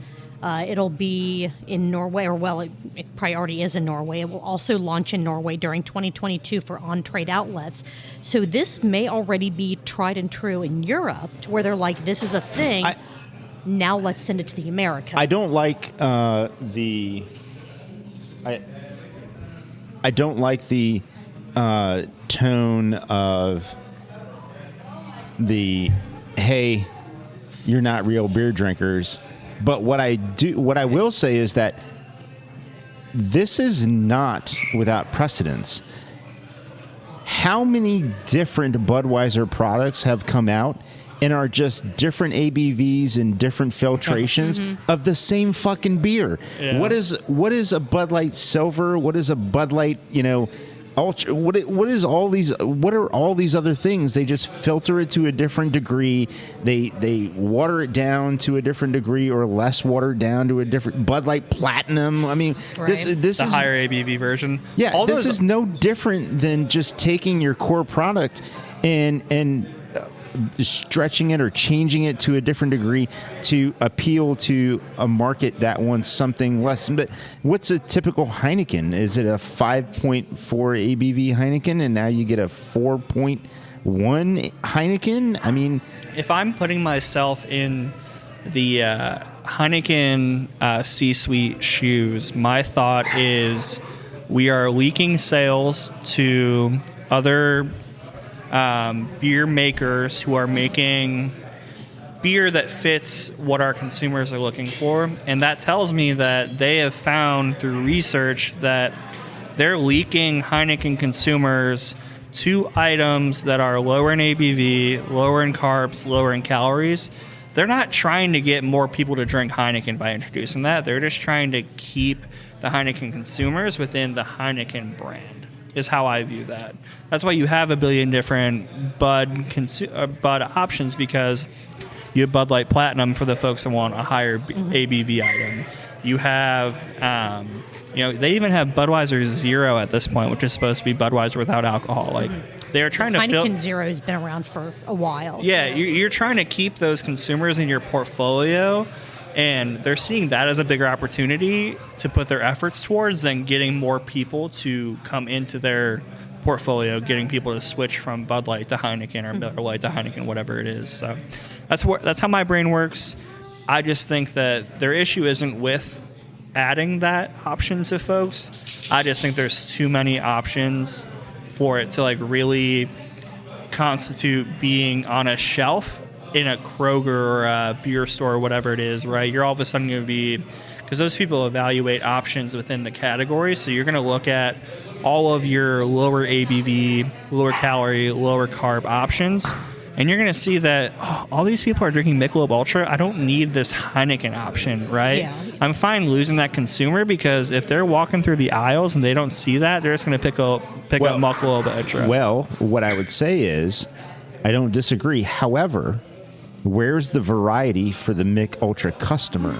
And if there's one Mick Ultra and they have no other option, is Heineken Silver their secondary option? And now do you start to have people splitting off, and does Mick Ultra lose 3% of their business because now Heineken Silver is an option at that range? Is that consumer looking for options, though? I think the consumer would appreciate options, but I don't know how much they really. What is that? I don't know. I don't know. Yeah. I think if you offered a, I'm not that consumer, by the way. I'm not either. If you offered a better alternative, then we can have that conversation, right? Of I can buy. Let's say Heineken. I've never had Heineken Silver. I've had less than 3 Michelob Ultras in my life. But let's say Heineken Silver offers the same benefits that Michelob Ultra does: low cal, low carb, low ABV, but it's wildly better. Mm-hmm. Then I get it. You might switch to that. Sure. That's Miller Lite's whole marketing structure right now, is to say, hey, it's kind of working too. Hey, by the way, one less carb or one more carb or something like that. Isn't that? It's that, I don't know. But you see it. You see the guy behind the the Speedway counter or whatever, the gas station counter is like, this one's got one more carb and it way tastes more flavor. exponentially better, yeah. That is, from a marketing guy, that is, when you have the galls to like really go at a brand like that, where you're not saying, you're not physically saying, oh, this is better than that, but you're insinuating it with everything that you have in your commercial. I respect it. I don't know that I could do it myself. You will never see, as long as I'm at the helm of Sonder social media, you will never see me attacking another brand. I will always be building up ours and let you make the choice. But when you're in an insanely competitive market like that, and you're so confident in your product that like, hey, put this side by side. My product only has one more carb than this competitor, but the taste is wildly better. If you have the galls to do that, I respect it. I'm going to step out and say they're right. They're 100% right. Yeah. They're right. I have a buddy of mine who, for the past 2 years or more, by volume, the beer he drinks is Mick Ultra. And it's a lifestyle choice, right? Yeah. I mean, also his food and diet and all that other stuff. I get mad. I was watching a Buckeyes game with him. Like, we had a few of us at his house. I was 3 beers deep, and I looked at him. He's like, "What's wrong?" I'm like, "I am mad right now." He's like, "What?" And I was like, "This beer tastes like nothing. I've had 3 beers. There's literally like it tastes like zero. I have zero buzz. What the hell are you doing with this beer? Why is this even a thing?" And he's like, "What are you talking about? It's crispy." I'm like, "Get the fuck out with this crispy shit. I kick you in your crispy nuts." I have some friends in Chicago that they call them GTLFs. Great taste, less filling is like the Miller Lite slogan. Oh, yeah. It's like, I'll take 2 GTLFs, please. I kind of like it. Yeah, I mean, I'm not drinking that genre of beer a ton, but I play kickball with some friends on Thursdays, and we all just order buckets of beers and share. I am often gravitating towards the bucket that has Miller Lite in it over some other options. Oh, I mean, yeah. I mean, it's when it's an occasion sort of thing, right? And I don't mean a special occasion. I mean, it's in the you got to fit in to get in occasion. Mm-hmm. You know, that's what you got. For me, it's a community thing. It's like, oh yeah, I'm not going to be the dude that drinks a IPA when my entire 15-person team is doing buckets of beer. You know, it's I want to be. Oh, yeah. I want to be part of the team. Yeah, you're fitting in. Yeah. I mean, that's it. For you sure. Fit in or fit out. I mean, and you fit in. So. Yeah, I'm into it. That is funny though. Heineken, I'm rooting for you. If your Heineken, they can do it, sure. If your Heineken Zero works out, great. And I agree with your point, Marco, that if that consumer is seeking a better version, and Heineken Silver is that, I definitely get it. Most of the people that I know that drink Michelob Ultra, they are doing it because of a lifestyle choice, and they are not looking for that diversity. But that's just my perspective. I'm sure it could be different. Yeah. Julia? Agree. I kind of agree with everything that both of you have been saying. It's if you're already happy with the product that you're drinking, whatever it may be, unless you are presented with the opportunity to try whatever the new product is, Heineken Silver in this example, unless you find a single can for purchase somewhere, are you going to buy that 6-pack, 12-pack, 30-rack, whatever that is, in the off chance that it's that 1 or 2% better than what you already know works for you? A sustainable business comes when you get repeat purchasing, right? Right. So like Heineken, and maybe this is their strategy, who knows? Maybe they just need a bump in sales in 2023, so they're launching this in the United States.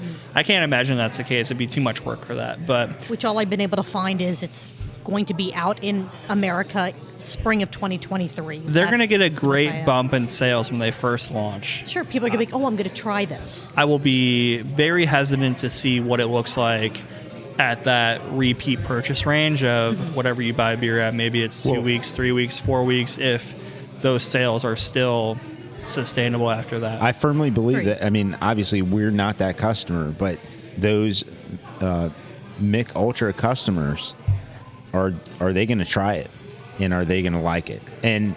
But that's Right. it's a segment of a segment, right? Like it's You got to fill niches, but sometimes you don't need options in said niche. Yeah. Yes, 100%. So should I like they have that. just a remastered Heineken? That's the thing. Like, it's hard to like look at that decision and bringing that beer over here and faulting them for it. When push comes to shove, you got to sell beer and keep your company going. And if you feel like offering that option gives you that ability to at least give it a shot, it's hard to fault them for that. But am I putting stock into that succeeding? Probably not. Yeah. The same company that owns Lagunitas, by the way, which has, hoppier options.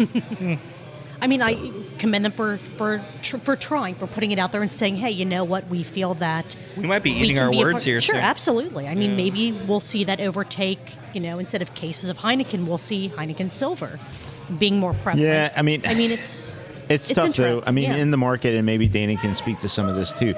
But in the market, when we're talking about beer, let's segment it down to craft beer. And the other thing is that when we talk about the market, we're not the market. This is The true. business that we're in, the business that we talk about in the podcast, that sort of thing, we are not in that market because it's cost prohibitive. Like we can't, we on the size that We can't we're do at, the numbers that they're doing. We can't get our costs and margins to that point. It's not sustainable.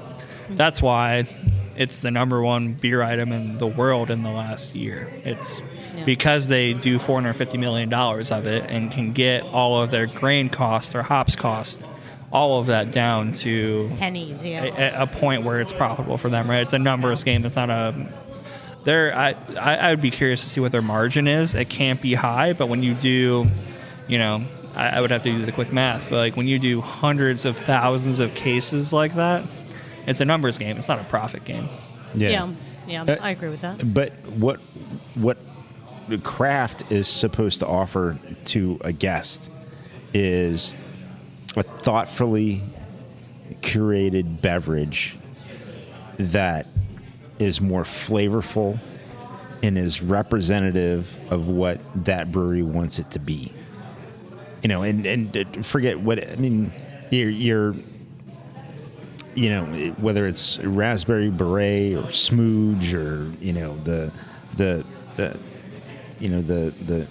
crispiest of German style Pilsner, whatever it is, it's supposed to be thoughtfully curated, a very good representation of what that brewery wanted you to have. But there's a cost involved in it. And so we're at a place that's serving, a blonde ale at $6, imported German Pilsner at $8 for a pint. By the way, the same size, pint. That's the other thing, too.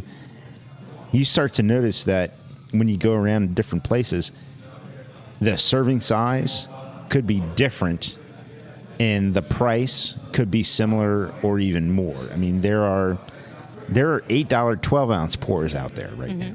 Sure. I mean, when 8 years ago, whatever it is, when I was spent 10 years homebrewing, and 8 years ago or whatever it is, when I sort of wanted to dip my toe in the business, I mean, $5 a 16-ounce pint was sort of the norm. We have blown past that. Past that, yeah. Now there's a brewery or two where you can still get a $5 pint. There's some times where you show up at a happy hour or whatever. There's some of that, but we are well past that in craft beer. It is just way too expensive. The cost of goods, the materials, the people. That's the other thing too, is the people that are making these things. You have to have good people making these things, and you got to pay them. And so all this comes together, and the behind the bar people and all this. But yeah, for us in craft, we just can't we can't fight in that place, in that space. We can't. We have to be in the quality, in the flavor, and in the experience business. That's where we're at. That's what we have to own. And I think there are plenty of local breweries that are trying to not kick out those enormous players, but they want to have a presence in, and I'll just use like the light lager spectrum as the example here. There are plenty of local breweries that are starting to try to step into that space with like the 12 packs, the 15 packs of the lighter lagers to try to say, we know that there are these big players out there, the Buds, the Millers, the Coors, the Heinekens.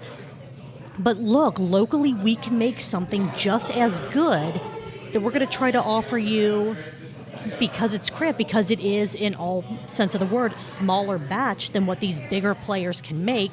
The price point's not going to be, $10.99 for a 30 rack, but we're going to try to offer you something that we feel is that caliber or even better, to try to keep you local. Like, yes, we know you love, your Bud Light, your Miller, but try, the upcoming, Fretboard Light or the legendary lager from Mad Tree, I don't think Sonder's doing like 12 packs or, air quotes, bulk packaging for your lagers, at least not yet. Who knows? We just have You Betcha and Voss. The same thing I said about why Heineken is trying to introduce a lower carb, lower cal option to keep their consumers is the same thing you're seeing in craft right now.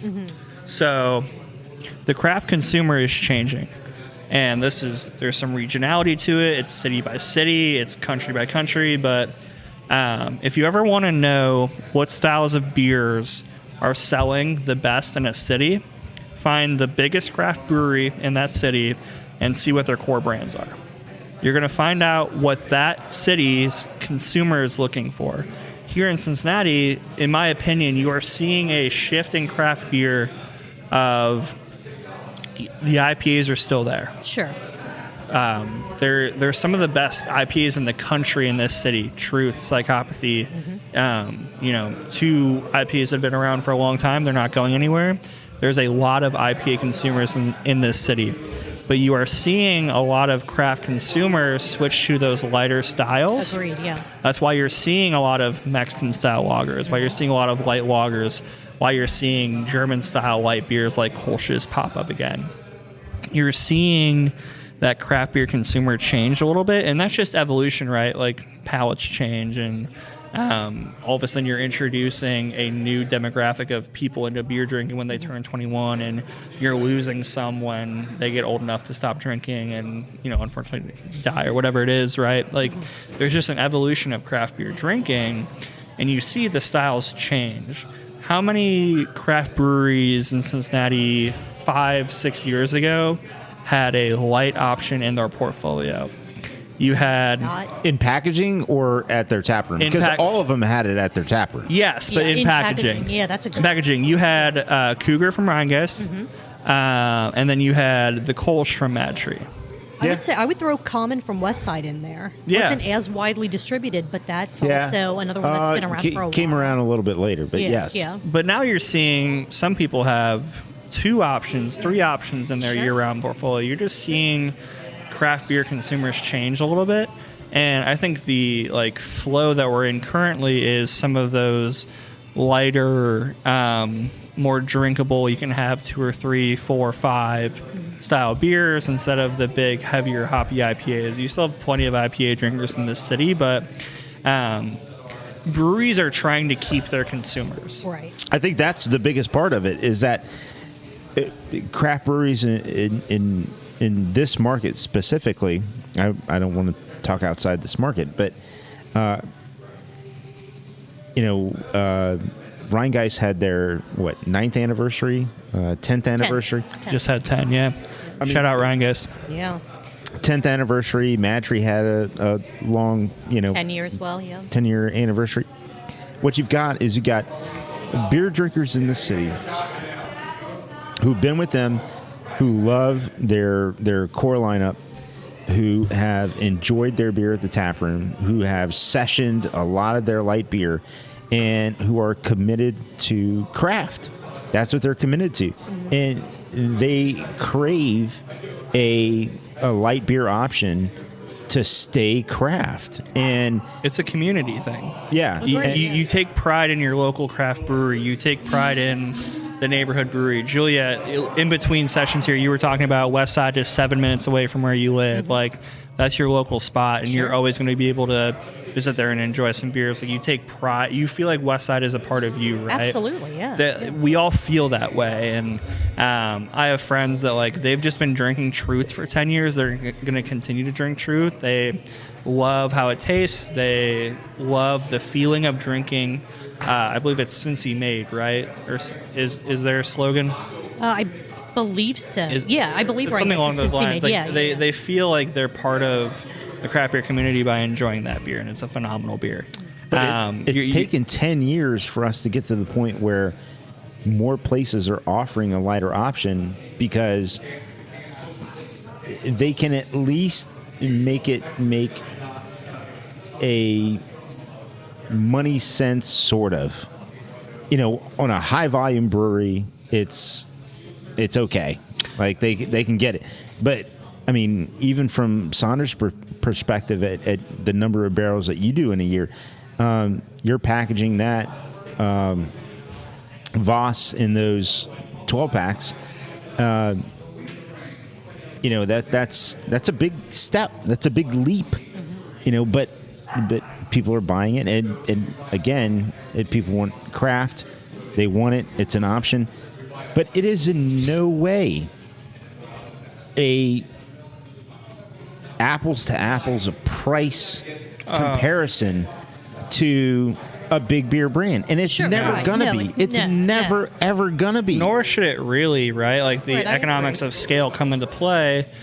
So that's why. So you talked about, like, all of a sudden your local craft brewery needs to compete on a quality and experience table, not at a price table. Correct. And you're always gonna have those folks that's like, no, I just want the cheapest beer. Busch Light's available for you. It's not going anywhere. Natty Light's available for you. Those things aren't going anywhere. Saturdays. Drank plenty in college. I totally get it. Sure. Won't even fault you. We don't beer shame. But we're to the point where there's so much competition in craft beer that I wouldn't even really say that people are making light beers to steal from Bud Light, steal from Miller Lite. You're trying to capture consumers that were already drinking your product, and are switching to that style of beer. You don't want to lose them to Bud Light. Sure. Yeah. You want to keep that consumer in your portfolio. So maybe an at-home example would be, we've had a ton of success with You Betcha. It's a phenomenal beer. It's an incredible beer. Absolutely. If you told me that you're the type of person where you have one or two You Betchas and you want to switch to a light beer, I'd ask you if I can join, because that's kind of who I am. I don't want to switch from You Betcha to Bud Light. I want to switch from You Betcha to Storyteller Light Lager, Voss Kolsch. Like, I want to stay within that craft portfolio, because those beers taste exponentially better. But also, I'm supporting. That's exactly for what me. it It's is. my company, but 100%. Even if I was not part of Sonder, like, I feel like I would be supporting something that's local, something that's craft, and it frankly does taste better, right? So, again, I don't think it's necessarily. Absolutely. I don't think people are trying to compete with Bud Light, because if you are, good luck.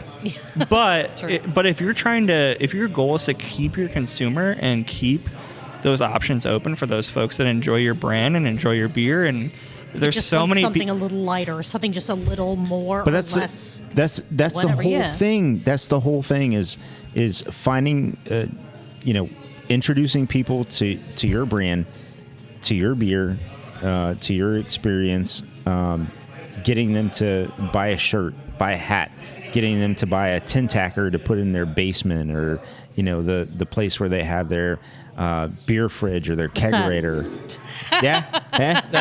That's humanizing your brand. That's keeping your brand top of mind. I mean, And if that's what Heineken feels they need to do, and then you have when you have your, all right. When you're grilling out or you're having a barbecue, which, by the way, those are two different things in my mind.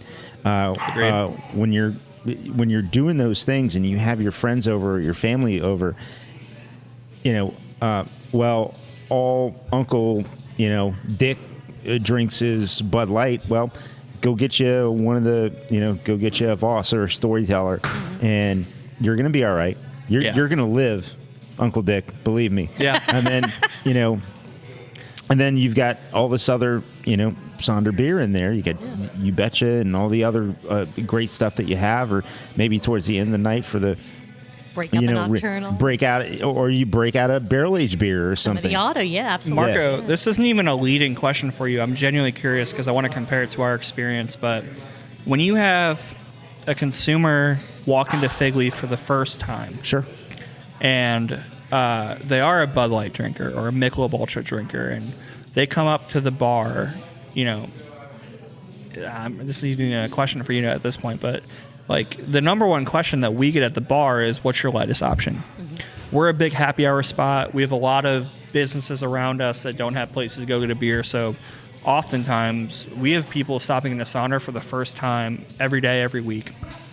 And one of the most common questions we get is, what's the lightest beer you have? The amount of times I've seen someone get handed a Voss after that question, come back get another one, and then go to the cooler and get a 6-pack to take home with them is countless over the 4.5 years I've been at Sonder. Is that guy going to ever buy Voss again? Who knows? But he really enjoyed it. Right. He enjoyed it enough to get another one. He enjoyed it to take a 6-pack home with him. If he goes back to Bud Light afterwards, more power to you. But like the amount of people that I've seen convert to craft because they find out that, craft offers what I like with more taste, but a little bit more in price, you're all of a sudden kind of getting those consumers to switch. But it's not really the goal of it. It's kind of like a cherry on top. To me, I think the big thing is keeping that consumer in your portfolio. But if we get a couple macro consumers to come to us, that's a win too. I'd agree. Yeah. Yeah. So not a question there, but I'm going to answer what I think the question meant to be. So I went on a tangent. I've had beers. No, it's good. It's good. So it's a great conversation. I love it. Our tap list, that obviously I've been in the Sonder tap room often. Once or twice. Yeah, often. So our tap list is arranged by categories. So I have, lighter beer options. I have IPAs, specialty beers, dark beers, seltzers, ciders. And that's the way our tap list is arranged. So when you look at my tap list, it's light beers, and I've got 4, 5, 6, whatever. And so it's like, well, what do you have that's light or not that hoppy? And it's like, well, what do you like? Do you like some flavor, not some flavor? And by flavor, I mean, are you open to maybe something with strawberry in it? Are you open to maybe something with coffee in it?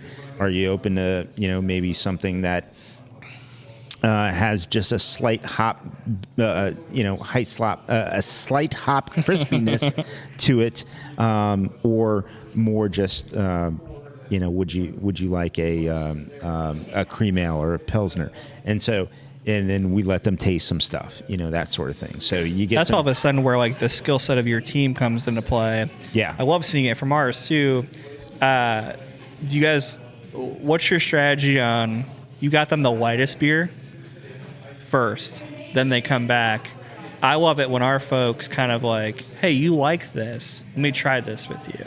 Or get you to try, like Nocturnal is like the biggest upsell that we see. It's like, oh, you liked our lighter option. Here's the dark version of that. What do you think? I'm sure your folks do the same thing. Yeah, especially when it's the time of year when we have something much like that on tap.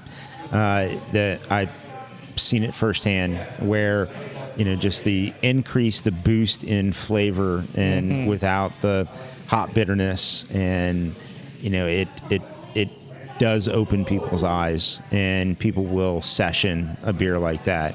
I don't even fault them for being hesitant to it either, because there's been so many times where folks get burned by a bad beer. Sure. And you write it off. I didn't like that Pilsner I had. It was the first time I ever had a Pilsner. It was old. It was bad. It was too hoppy, whatever it was. Then, like, in your brain, you write off Pilsner. it's fun to see someone reevaluate that. Of like, oh, that was just one Pilsner I had that I didn't really enjoy, but I had Voss at Sonder and then got talked into a rally cap. Oh, this rally cap was different, not what I'm used to drinking, but still really good too. You're all of a sudden like opening up those doors of folks to, that turns into sales elsewhere.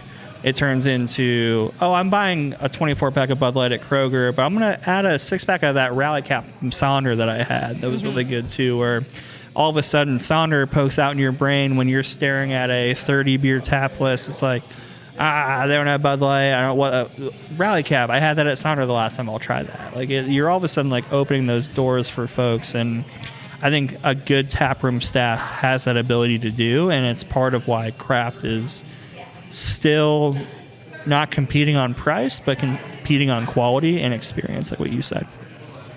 Yeah. So cards on the table. The recipe for Rally Cap has changed every year, yes or no? I want to say year 1 and 2 were the same. Okay. I think both were. I want to say we went Pilsner, Lager, Pilsner. I think it was only a lager for 1 year, right? I'm asking you, like you're the guy that works there. Well, I've had it every year. Yeah, I've sessioned it over and over. I remember again. I met you at Rally Cap Day the first year. I was there. Yeah, you went to the Reds game afterwards. Yes, I did. Nice. Now I'm thinking it was Pilsner, Lager, Pilsner, but the lager recipe might have changed. I'm pretty sure it has changed every year.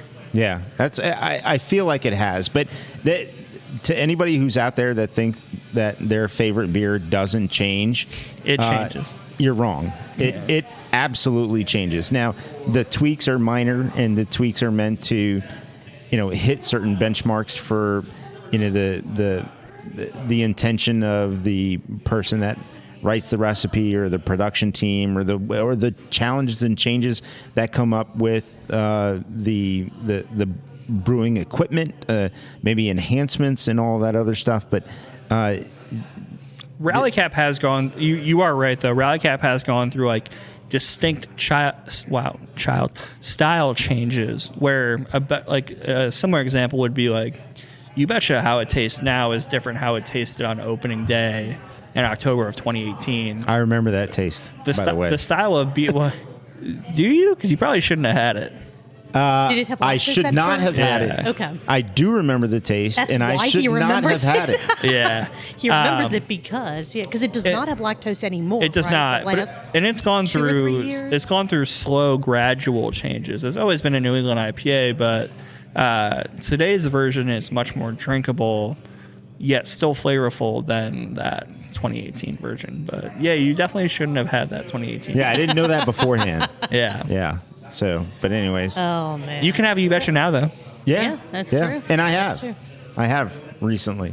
So. I think Chase always does a good job of this. There's always room for improvement. If you think something's perfect, it's likely not. Yeah. No. I mean, Will anything ever be perfect to them though? Like, or will there always constantly be something that I can? And this is more that rhetorical in the air. Don't actually expect an answer, but I don't even know that I could truthfully answer that for him. I think that would he even be able to answer that question? I love it about him, but he's always looking to improve. So if I don't think You Betcha doesn't change batch by batch. It's fairly consistent, but there have been tweaks over the years. Sure. To my knowledge, it's pretty set in stone right now. You never know. Give it another year, and he might learn something new or find something new to where, you know what? If we tweak this temperature by 1 degree, we're going to get. I don't know. The other thing with that too is that yeast strains evolve and hops evolve and those flavors all of a sudden bring in tweaks to a recipe too. So your favorite beer might be changing because they're making tweaks to the recipe, but it also might be changing because the hops are just different. The hops are different, Yeah. or the yeast they've been using is evolving. Those things, they take form over time. So it's not a black and white thing. We're not just changing it for the sake of changing it. Sure. There's a thought process to it, but we always want to make sure we're doing it so that it's not obvious to the consumer that, oh yeah, this was a big change for You Betcha. It's Right. gradual over time. It's a percentage by percentage. Right. thing. You're not That makes announcing that you've remastered You Betcha. Jesus. And nor has it ever been remastered, right? It's just been tweaked slightly to be better. And, you know, with the feedback that we get, we always feel like that does end up being the case. Yeah. All right, well, I had one other thing that I wanted to ask Danny about, but our glasses are empty, and we cannot end the podcast in cheers with empty glasses. Mark doesn't even have a glass. Especially with Danny. That would be bad juju. I'm not allowed to do Especially that. Yeah, with you Danny. can't do that. Well, and Marco doesn't even have a glass currently. He has a can. That just I have wouldn't a even can. sound right. The champagne and beers. Hell yeah. Yeah. Hey, you know what? That's an insult. So I'm just saying. So let's take a super quick break and get something new to drink, and then Danny, I'm going to ask you your thoughts on a recent-ish disc golf. I don't say tragedy, but just something in the disc golf community that's happened a couple times that should never have happened. Oh, gosh. And I'm interested to see I don't even know what what you this think is. about it. I'm a little You- nervous. You, Yeah. you might once I say it, but I'm just giving you like the most ambiguous, dramatic lead-in Love it. ever. All right, we'll be right back. All right, we took our final break and we have made it back once again. Oh my God, good? maybe You no, okay? no, I'm dying. We've made it back Little once inhale again. there? Yeah, inhaled when I should have exhaled and all kinds of stuff. Breathing is hard. I have enough to deal with as an I'm adult. addicted to it, by the way. So am I. Yeah. It's problematic. Danny, breathing? It's all right. You know. Take it or leave it. Take it. Awesome. Well, we all have fresh beers to make sure that we can cheers. This will be kind of a shorter, ending. I think. Who knows? This could be another 2-hour rabbit hole. We'll find A out. bunch of chatty Cathys in front of the mics, you know. I'm telling you, Marco. What are you drinking? I have Rothaus pills again. Hell yeah, Danny. For the culture, I have Miller High Life. Yes. Yes, and I am also drinking. I'm going to do this just to poke the bear. The Sonder of macro beers. Oh, what the hell? A high life. Cheers to that. The Sonder. Because why not? We mentioned it before. I figure let's I bring take it this as a full compliment, circle. Julia. All right, thank you. That's exactly how I meant it. Beautiful. Oh my Danny, gosh. you in for Tequila Tuesday? Oh, I really don't like tequila. Oh, no. Depends, but have you had the right tequila? College ruined clear liquor for me. No, we're going to do reposados, a little, Oh, little I was- tan. I don't know. I was going to splurge on the classes. Let's go. Do it. 3-way. We'll do that one. Let's do it. We're doing it. All right. I do have a cardinal rule that I don't say no to alcohol given to me. Okay, we're doing All right. Cool. yeah. Done. 2 Done. ounces, 3 ways. The only exception is Let 'em do that. the monstrosity of liquor that comes from Chicago. Oh, I know. Malort. Yeah. I will not do it. I told my friend that is born and raised from Chicago that his wedding day would be the last time I ever drink a Malort shot. And I have stuck by that. It is All right. disgusting. Okay, Fair very enough. good. Fair You are enough. a psychopath if you feel differently. They're starting to come into the state, aren't they? I do not care. Okay, very good. As a guy That who is stays hard up stop. to date Done. on alcohol news, Danny's like, don't give a shit. Nope. Nope. Nope. Nope. All right. Last thing that Danny I wanted to ask you about Yeah, I'm a is little worried something about this. involving disc golf. Okay. Apparently, and I don't know the proper terminology, so please, don't shoot the messenger that's just repeating things I've read I from would local never. news sources. Apparently, Devou Park's disc golf course, yeah, I knew you would know about this when I brought it up, has been vandalized 3 times. The first time, I believe, the disc golf baskets, Yeah. Okay, were completely removed, stolen, taken That's away. happened every time. Okay, I thought that the second 2 times they were just horribly mangled and kind of destroyed. It could just be, phrasing on the website. Well, I don't think What is wrong with people? You're actually right. I apologize for correcting you. They've just been vandalized 3 times. But Okay. vandalized to the point where they're not you can't fix them. Right. They are to me, what little I know of disc golf, it's not a incredibly loud and rambunctious sport. It's not something that you have multiple people, and this is a terrible analogy, but let's just say hockey. You have a big group of people in the exact same small space for an hour, 2 hours, whatever it is. Mm-hmm. Disc golf, you'll have smaller groups of people, but they're there and then they're gone to the next basket, to the next part.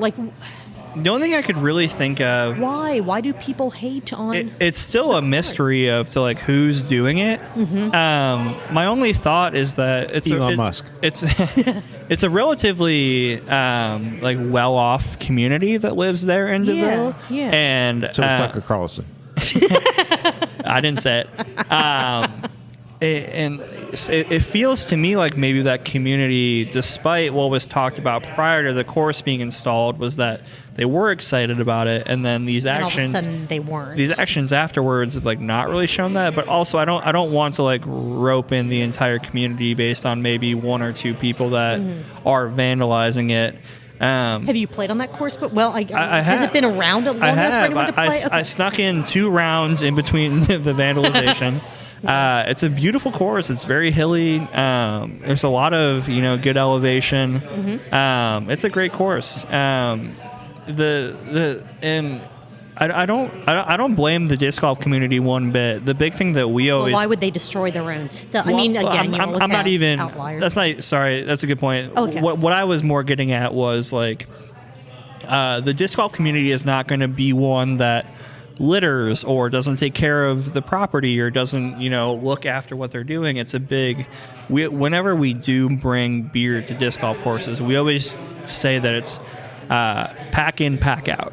So if you bring 6 beers with you onto the course, 6 cans, you're bringing 6 empty cans with you off of it. Absolutely, yeah. Same with hiking, yeah. Yeah, it's same concept, So I and it happens so fast. I don't even think the whoever was vandalizing it, and I'm making an assumption that they didn't want the course installed to begin with. If that's the case, you didn't even really give the disc golf community a shot to show you that they're excited and willing to take care of this course. It was like weeks afterwards when it was vandalized. Right.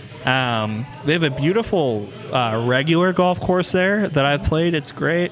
Every time I've played there twice, and there's a lot of like walking paths around the course. Not the disc golf doesn't inhibit the walking paths; it's just around it. And you do a Midwest nod or hello, good morning, how are you to those folks walking by, and it's always been pleasant. My friends and I'm the type of guy that I want to pet your dog if you have a dog walking by me, and that's always gone well. So I don't think I don't want to fault the whole DeVoe community as a whole. It feels like it's a select group of folks that were not happy that the disc golf course was there, or maybe they are just seeing it as a way to be rebels or whatever it is. But I think that when you are putting a lot of effort into taking away something that gets folks outside and active and into a new activity, it's a pretty selfish act. And I think that there's a lot of research that goes into the powerful impact that a disc golf course can have on a community, because you are getting children outside, you're getting them active. It's a community thing. You're hanging out with people while you're playing. I think that was a great opportunity for the folks in Northern Kentucky that didn't really have a course like that available to them. And it just like hasn't really worked out, where it feels like the disc golf community is pouring more and more investment into that park.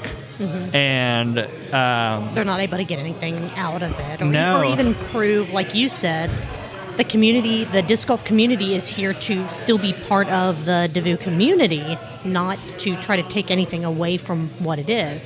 I just hope that after the second time that it happened, someone from either the park or police department, whatever, put up like a trail cam or two or something. We've been saying like, that too. I don't know what the solution is, unfortunately. Right. And you don't want to say, well, I guess we just can't have this here, because that's not a solution. That's... No, and so much effort went into installing the course, pouring pads. Sure. They had someone create T-pad signs so you can know where the basket is. Like, there was a lot of effort that, and also, they had to pitch this idea to the folks that run that park of, hey, these are the benefits of having a course. And it's just it's funny enough, it's actually the course closest to my house. I live in kind of like a odd dead zone where everything's a little like 15 to 20 minutes away. I was excited to like have that as another very close option for me to go play, and it just hasn't really worked out that way, unfortunately. Well, hopefully third time is the last time. Hopefully they either find who's been doing it. We got to Or- cement these things in the ground or something. I don't know. Yeah. Even though, I mean, who knows, depending on what's going on. What's the disc golf version? Have you guys seen those fake packages? There's like people that... Oh, yeah, they have the glitter and the stuff that sprays out everywhere. It's not even that. It's like people that live in like more highly trafficked communities, they get their like Amazon packages stolen. Mm-hmm. So they put out like decoy packages that when you move them, they like explode. Yeah. You need to get that for disc golf Yes. baskets. Yes. Yeah. Haven't seen And only that. the true disc golf people will be able to identify the fake basket from the It's real only basket. from nightfall to night open. Yeah. Yeah, agreed. I'd be good with that. Well, I only had 2 more small questions for Danny. One of them you and I are going to kind of Okay. tag on. I'm going to give you a mood, a scenario, and a location, and I want to know what the best slice of pizza is from where for that, because Okay. I think it'd be just to have some It's in fun my with repertoire. Yeah. that. Absolutely. So let's say I am feeling just down on myself, like it's just been one of those weeks, one of those days, whatever. Okay. I am. It's. I'm gonna say it's summer, so it's 80 degrees. Okay. It's like 90% humidity, so Yep. it's Ooh. not pleasant outside. It's hot. Right. I get right. it. Yep. And I have to. Let's see. What would be like a third kind of qualifier for this?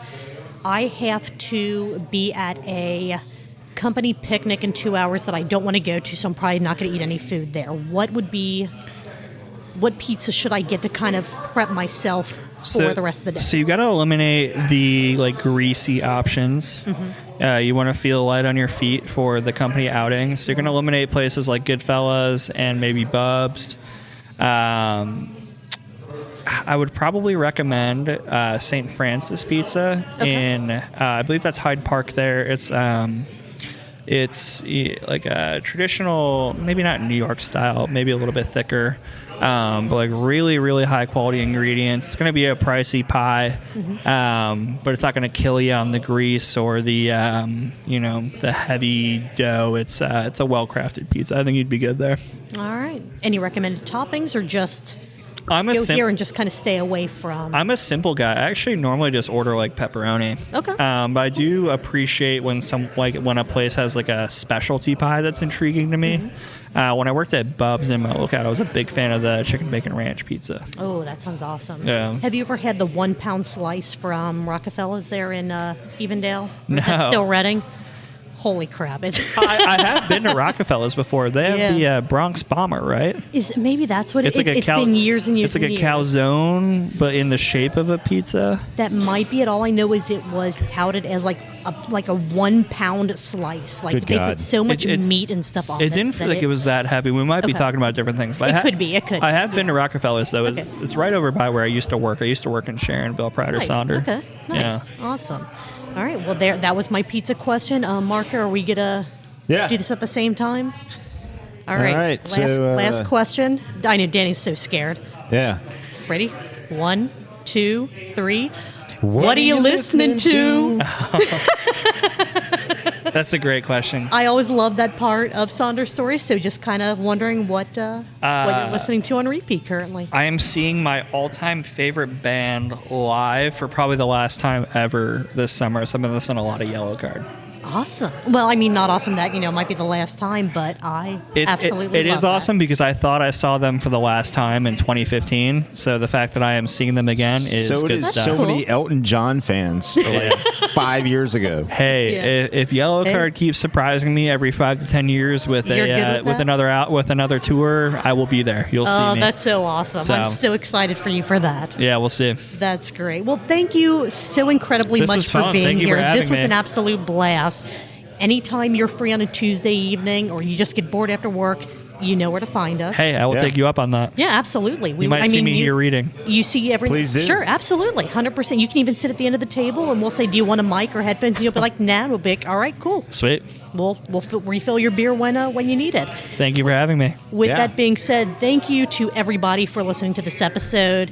If you like what we've done here, tell your friends, tell your family, tell your neighbors, tell your dog walkers, tell everybody. If you want to follow us on social media, we are at Truth Beer Pod. If you want to send us an email about anything and everything, truthbeerpod@gmail.com. If you want to send us a couple bucks for beer, for podcast subscription, renewals, all of the fees that are involved with us making this content for you. truthbeerpod.com. We have links at the top of the page for one-time donations to be a Patreon subscriber. We do occasionally do lives on Facebook. We're going to try to figure out a way to be a little more consistent with that. Yep. And other than that, Marco and Danny, what do you think you guys are going to be doing next Tuesday? I think I'm going to be here next Tuesday covering all the Cincinnati-based craft beer podcasts with you. Sounds awesome, Danny. You are more than welcome Cheers. to join us if you want. I appreciate the invite. Awesome. Cheers. Cheers guys.